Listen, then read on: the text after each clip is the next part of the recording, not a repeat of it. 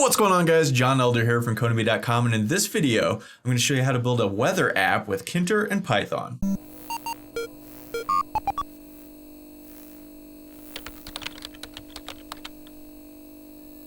Alright guys, in this video we're going to build this very basic little weather air quality monitoring app with Tkinter and Python. And in the next few videos we'll make this maybe a little bit more interesting. In this video we're just going to start out with the basics, connect to a third-party API, grab some weather data, bring it back, do stuff to it, put it out on the screen, and that's what we're going to do in this video. But before we get started, if you like this video and want to see more like it, be sure to smash the like button below, subscribe to the channel, and check out Codemy.com, where I have dozens of courses with hundreds of videos that teach you to code. Use coupon code YouTube to get $22 off membership. That's all my courses, videos, and books for a one-time fee at just $27, which is insanely cheap.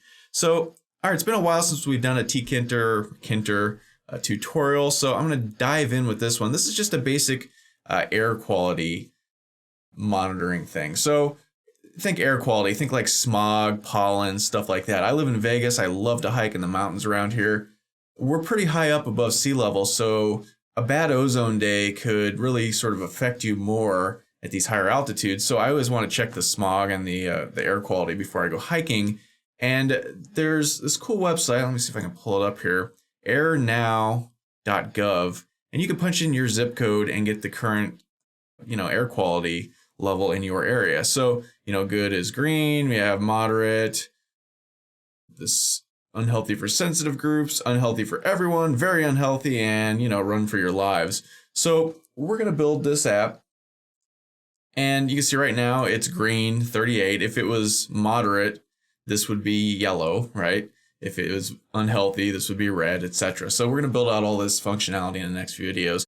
Now, there's an API that comes with this you can connect to get this data. So that's really what we're going to be learning here, how to connect to an API out on the internet with a Tkinter project. So, there are millions of APIs out there, and if you learn how to connect to them from Tkinter, you can use all of them. So, if you're not interested in air quality, that's no big deal. You still want to watch this video just to learn how to connect to APIs and stuff like that. So check out airnow.gov. And I should mention, as we build this thing out in the next few videos, we'll make this a little bit more interesting. We'll make it bigger, and we'll put maybe a search bar where you can look up specific zip codes and things like that. Just for now in this video, we're just going to connect to this thing and do the very, very basic stuff. So first thing you want to do is head over to docs.airnowapi.org. And this is their website where they have the API stuff.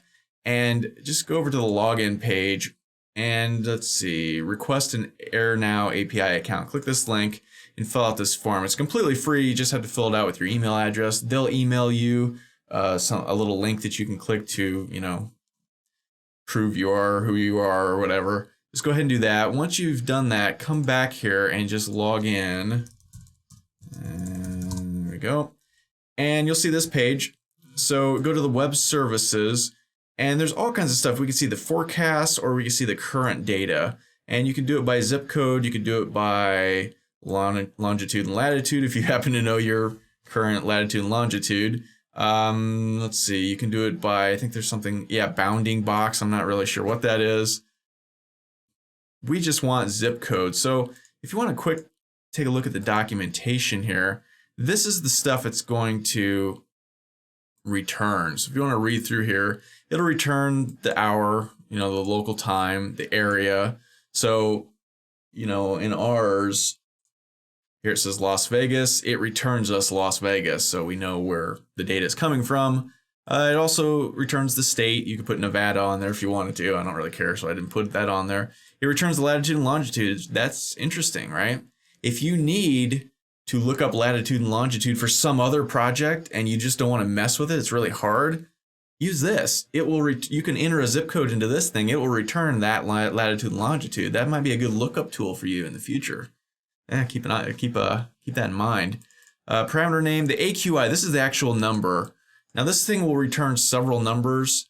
It will return the AQI, which is this, which is an average of, I guess, these three. So it returns ozone level, particles, PM10, and particles PM2.5. And PM10 and 2.5, those are just the size of the particles. So these are particles under 10, I don't know, millimeters, whatever, unit of measure they use, and this one's 2.5. I'm going to say millimeters. You can click on here. There's a frequently asked questions somewhere. Yeah, fact sheet maybe. Oh, right here, frequently asked questions. It'll go into all that if you're interested. We don't really care. What else? Category number and category name. These are the good, moderate, unhealthy, run for your live numbers that sort of correspond to these things down here. So that's cool. Okay, so that's the documentation. Now to use this thing, we have to create a query. So they have a little query tool. It's very cool. You can just enter your zip code, put the radius you want. I'm going to put 5 miles. And then here it lets you select what kind of data you want to receive. Now we want a JSON. You almost always want to use JSON when you're getting API data. So now you click build. Now this is your URL. You can grab this and use it. You can also run it just to see this is the stuff it's going to return if you're interested in that. So, okay, we're good to go now. So I'm going to head back over. I've just created a new file called weather.py. This is the same sort of starter code that we've always used. I'm going to change this really quickly though to 400 by 50, so it's smaller, right? And I just want to, oops. I'm just going to paste in our URL just for future reference. Okay, so now we want to talk about how exactly do you connect to a third-party API out in the World Wide Web, the Wild Wild Web, and then bring the data back into your program and your project. Well, there's lots of different ways you can do it. I always use something called requests, and it is, well, let's just import it here. Import requests. And notice it's plural. We also need to decode the stuff that it brings back. Now it's bringing it back as JSON, so we need to import JSON. Now JSON, JavaScript object notation, comes with Python, but requests does not. So head over to your terminal, and I'm just in our C GUI directory where we've been doing all the stuff throughout this playlist, and we just want to pip install requests. Now I've already done this, so it says, hey, you've already got this, but you probably don't. It will download and install it for you and you're ready to go. So that's really all we need in order to start using this request. And I think you're gonna be surprised just how easy this is. So what we want to do is, let's just create a variable. I'm going to call it API request because that's what we're going to do. And this is going to be a requests.get, and then, oops, we want to spell request right, requests, right? And that's just this guy right up here, right? We're going to get, and then we just want to paste in our whole query URL that we created just a minute ago. And you notice it has my API key. Now don't use my API key. I'm going to delete it as soon as I finish recording this video, so it won't work for you. Go ahead and sign up for your own. And where do we get that API key? Well, it put it in, you see it's right here, but it added it for us automatically because we're logged in here, so it knows who we are, it knows what our API key, and it just puts it in there for us. So that's very cool. All right, pull this back up. Okay, so we're almost there. Now we want to create a new variable. Let's call it API.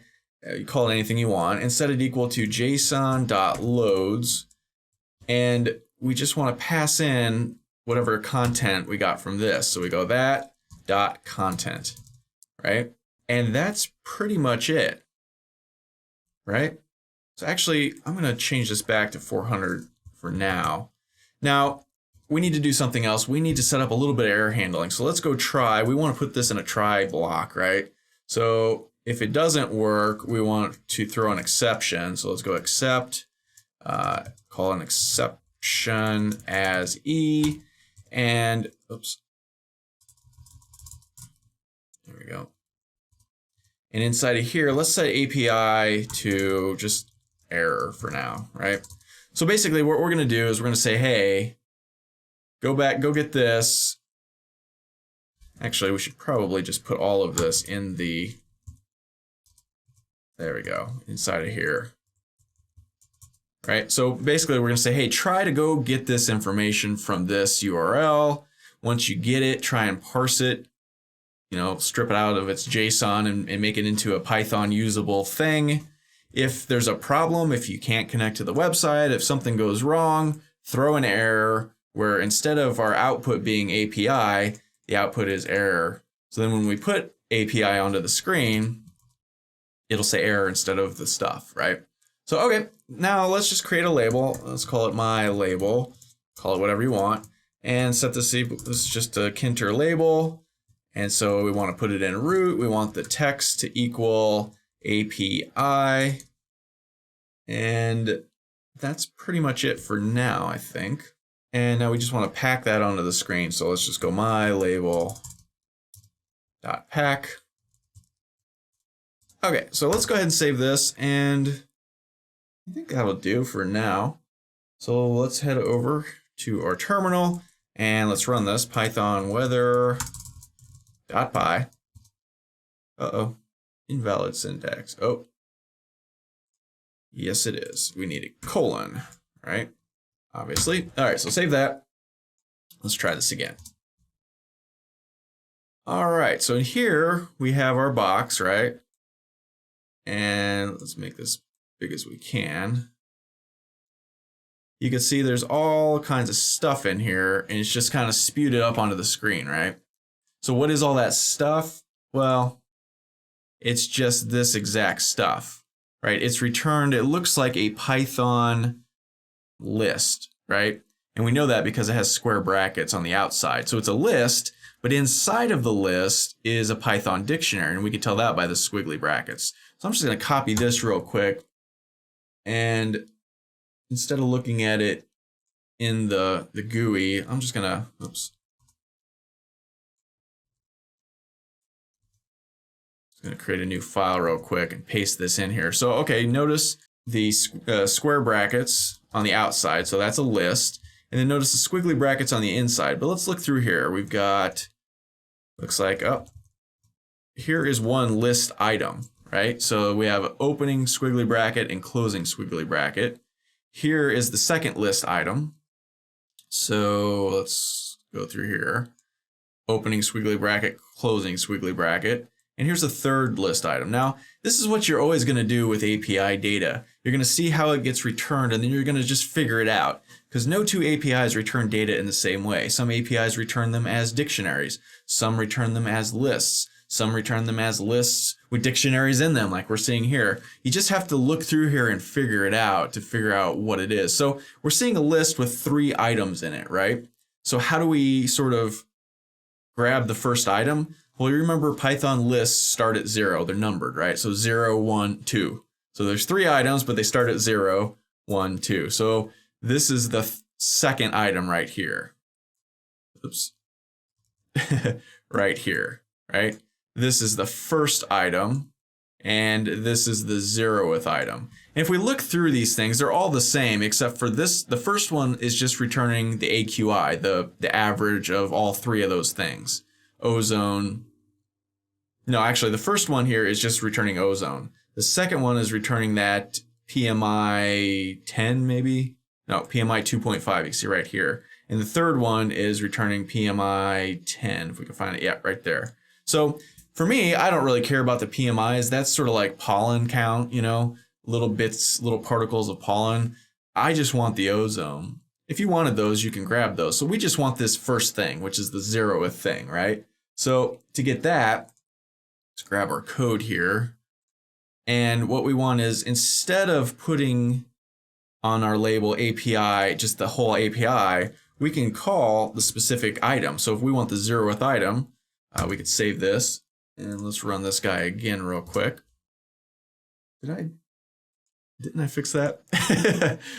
I must have accidentally deleted it. Okay, so save that, put the colon there for sure. All right, let's try this again. Now, it's kind of hard to tell, but we only have, we could see one thing. The date observed, hours observed, we don't care. Reporting area, Las Vegas. AQI 38 and the category number. Now notice the category number itself is another dictionary because it has 2 items in it. So we'll have to play with that a little bit. So okay, we're getting there. So what do we want? We actually just want, well, we want 3 things. We want this reporting area. we want the actual AQI, and we're going to want this category. So one thing at a time, let's grab the reporting area. How do we just make that appear? Well, pretty simple. We just drill down even further, and inside of parentheses, go reporting area. All right, so if we save this, let's run this guy.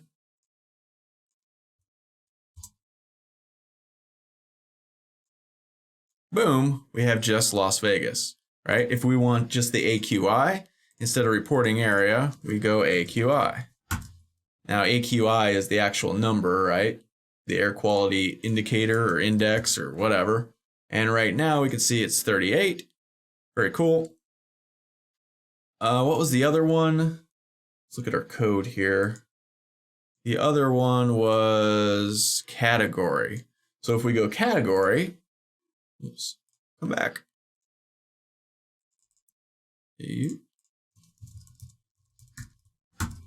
Remember, this one was a little different, right? It returns a dictionary with the number and the name. We don't care about the number, we want the name. We want it to say good air quality. If we returned 1, what would that mean? No, we want the name. So how do we get the name? Well, let's see. Code back up. We once again just keep stringing these guys along, right?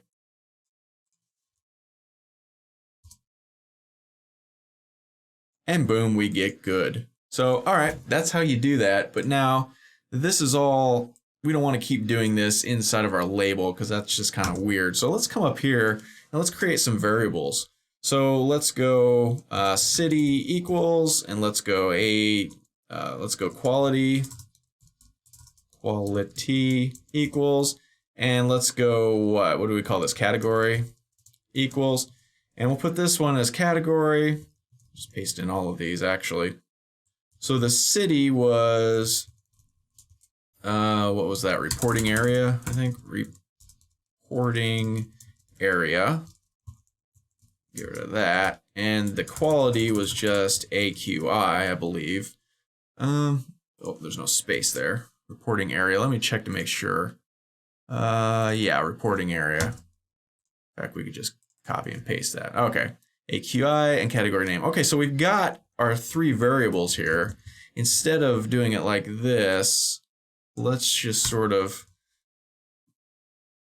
how do we want to do this? Let's go, well, the first one we want is city, and then let's concatenate, and let's type in air quality, and let's concatenate again, and we want the quality. But this is a number, quality returns a number, and this needs to be a string because we're putting these all in strings. So let's real quick wrap this in a string function. We could have done that up here, I guess, but this is fine too. So air quality, and what else? Let's go, let's put a space, and then let's just finally put the category for now, just to make sure we got it right. Category. All right, so let's save this, run it, see what errors I made, because I always make errors, as you know. Okay, so Las Vegas air quality 38, good. All right, so we're getting there. All right, so let's play around with this a little bit more. Now I'm going to change this from 400 to 50. And we can actually change the font size of our label just by coming up here, and at the end of our label stuff, we can just type in font, and now we can pass in, let's go, I want this Helvetica, is that spelled right? I think so. And I want font size 20. So let's save this, run it, see how that looks. Okay, so Las Vegas air quality 38, good. This might be a little bit smaller, so let's play around with this just a little bit, because I like to play around with these things. So instead of 50, let's try 40. I don't know. All right, that looks better, I think. Now, we have good as the air quality. And so we want this thing to change color based on that. And this video is getting a little bit long, so I'll just start to do that in this video, and we'll pick that up in the next video. But for now, just at the end of this, in our label, I'm just going to put another comma, and we can just type in background and set that equal to green. Now we'll do some logic later on to decide what color to put in there based on what the actual AQI number is. But for now, I'm just going to put green just to sort of wrap this up for today and make it look nice. Okay, so that's starting to look good, but now the rest of it, oops, there we go. There's white around the edges and stuff. So the background of our thing needs to be changed as well. So we could do that a bunch of different ways. Probably the easiest for right now is just to come up here to our configuration of the actual project, and I can go root.configure and then just set the background to, I don't know, green for now. We'll use hex color codes in the future. So save this and oops, come back here, run it one more time. All right, so now we have Las Vegas air quality 38, good. And we can put hyphens in the middle of this if we wanted to, or like right here or something, but we're gonna change this later anyway. So we'll just leave it like this for now. So, okay, that's pretty much it for this video. Now let's look at this one more time very quickly, because this was insanely easy, right? We're connecting to a third-party API by doing nothing more than calling this requests, which we pip installed, right? Telling it, hey, go out and get this URL, bring it back here and, you know, convert it from JSON into a Python list, which then we just broke apart and slapped it into a label. Just that easy. And that's one of the really nice things about Python. You know, if you use like Node, for instance, running out and getting stuff from an API with Node can be kind of a hassle because it's asynchronous and it gets crazy. This is just as easy as can be. And I think you'll probably see that from giving this a shot. So, all right, I think that's all for this video. In the next video, we'll dive into this in a little bit more detail. We'll start working on the logic of the color scheme and start adding more functionality. Eventually, we'll add a search form so you can fill out your zip code and get the actual thing and, you know, make some other cool things. Whatever you guys want to do, leave me some comments to tell me what you want to do, and we'll go from there. So that's all for this video. If you liked it, be sure to smash the like button below, subscribe to the channel, and check out codemy.com where you can use coupon code YouTube to get $22 off membership. Pay just $27 to access all my courses, hundreds of videos, and the PDFs of all my best-selling coding books. Join over 60,000 students learning to code just like you. My name is John Elder from codemy.com, and we'll see you in the next video.